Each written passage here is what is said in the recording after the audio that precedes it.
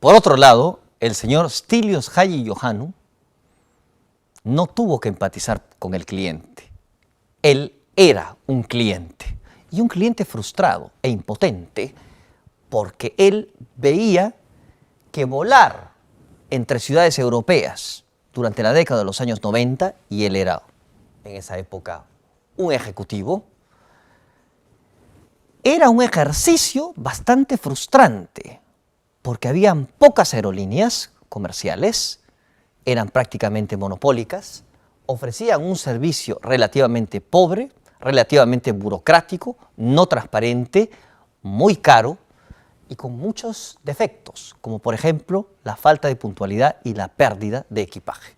Entonces este señor se preguntó, viajando en los Estados Unidos por casualidad, sentado en un vuelo de bajo costo de Southwest, este señor se preguntó, pues ¿por qué no puedo llevar a cabo una cosa similar en Europa? Donde, sorpresa, sorpresa, la desregulación, que ya en Estados Unidos tenía varios años, recién comenzaba a verificarse. Entonces este señor, si empatizó, se podría decir, empatizó consigo mismo. Él era un consumidor. El señor Carlos Añaños, que creó primero en el Perú Cola Real, luego en México Big Cola y luego Agua Cielo y un sinnúmero de otras marcas que hoy día tienen el liderazgo en mercados tan importantes como Perú, Colombia, Venezuela, México, segundo mercado de cola más importante del mundo, e incluso Tailandia y Brasil. Este señor empatizó con los pobladores rurales de un país latinoamericano típico como el Perú durante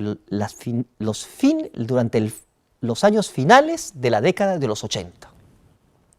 El Perú, como casi todos los países sudamericanos vecinos del Perú, tenía traumáticos problemas sociales, económicos y políticos. En nuestro país, en particular, se daba el caso del terrorismo, la hiperdevaluación, la hiperinflación y la gran pobreza que afectaba sobre todo los sectores rurales. Y el terrorismo se concentraba en Ayacucho y todos estos problemas tenían una particular virulencia en Ayacucho. El señor Carlos Añaños pertenecía a una familia que venía precisamente de esta región, Ayacucho. Y no de la capital de Ayacucho, sino de San Miguel de Ayacucho, que era una de las zonas más pobres de lo que en ese entonces era el departamento más pobre del Perú. Ser cliente para el señor Carlos Añaños significó compenetrarse, como hacendado que era, con la vida y la miseria y la privación de los sectores rurales pobres de nuestro país. Él veía a sus labriegos y a las personas de San Miguel de Ayacucho que lo rodeaban sufrir la desesperante situación de personas que ven bebidas gaseosas y agua mineral y no pueden adquirirla. Es decir, 1 litro de agua embotellada, el año 88 en el Perú, costaba el equivalente de quizás una o varias semanas de trabajo de una persona promedio del Perú. Y estamos hablando de agua. A ese señor se le ocurrió una idea muy simple. ¿Qué sucede si yo creo una bebida o un agua que cualquier poblador del Perú se pueda permitir comprar, por pobre, entre comillas, que sea?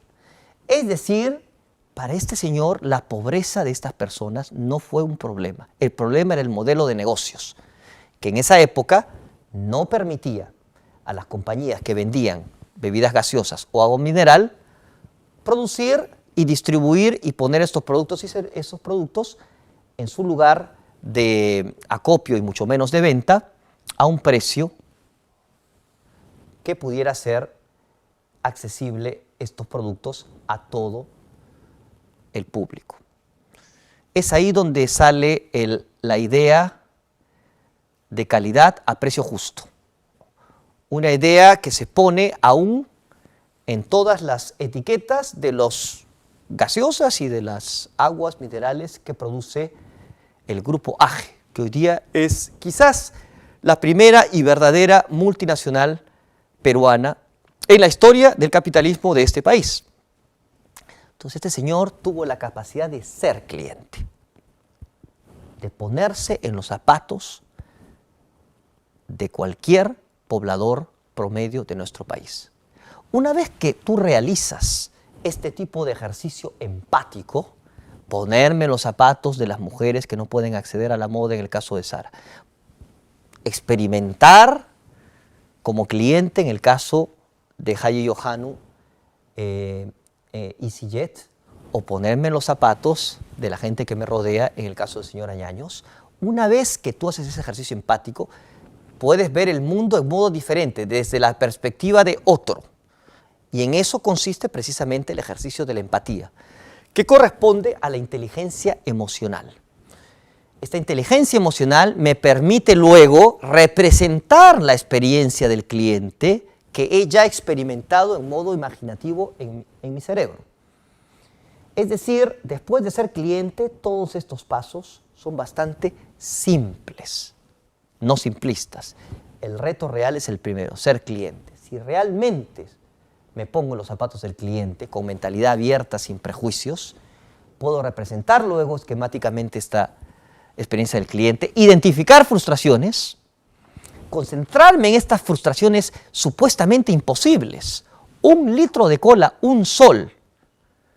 Y hacerlo en modo que después de vender ese litro de cola o de agua a un sol pueda hacer un margen superior al 15%. Parecía pues algo imposible en el Perú de los años 80. Sin embargo, el precio real del agua cielo es hoy en el Perú, 30 años después de que se lanzara, inferior a un sol por litro. Es decir, el precio real de estos productos ha bajado, no ha subido. Y hoy día, el grupo AGE es uno de los grupos más ricos de Latinoamérica. Luego que te concentras en estas frustraciones imposibles, imaginas lo inimaginable. Moda democrática, un autobús volante, calidad-precio justo en el caso del grupo AGE. Y lo implementas con situaciones superadoras dobles. Es decir, el momento de la implementación no es un momento en el cual tengo que olvidarme de innovar, es un momento en el cual tengo que seguir innovando. Entonces, en el caso de Sara, como hemos visto desde la sesión 1, este señor implementó la idea de Sara en modo muy innovador, utilizando Just in Time, que aprendió de Toyota, utilizando logística, que aprendió de DHL. El señor de EasyJet implementó su idea en modo muy innovador, por ejemplo, incluyendo por primera vez Internet en el paquete de lo que era una aerolínea comercial. Y el señor que creó Cola Real, Big Cola y Aguacielo, es decir, el grupo AGE, implementó su idea en un modo igualmente innovador, sin embotelladores, sin vender al crédito y levantando dinero entre sus propios vendedores en modo que pudiera implementar su modelo de negocios sin necesidad de utilizar a los bancos. Entonces, todas estas son innovaciones que surgen de este primer ejercicio mental. Ponerme en los zapatos de mi cliente, y en muchos casos ese cliente no es el cliente que existe hoy, es el cliente que tú has visto con ojos innovadores.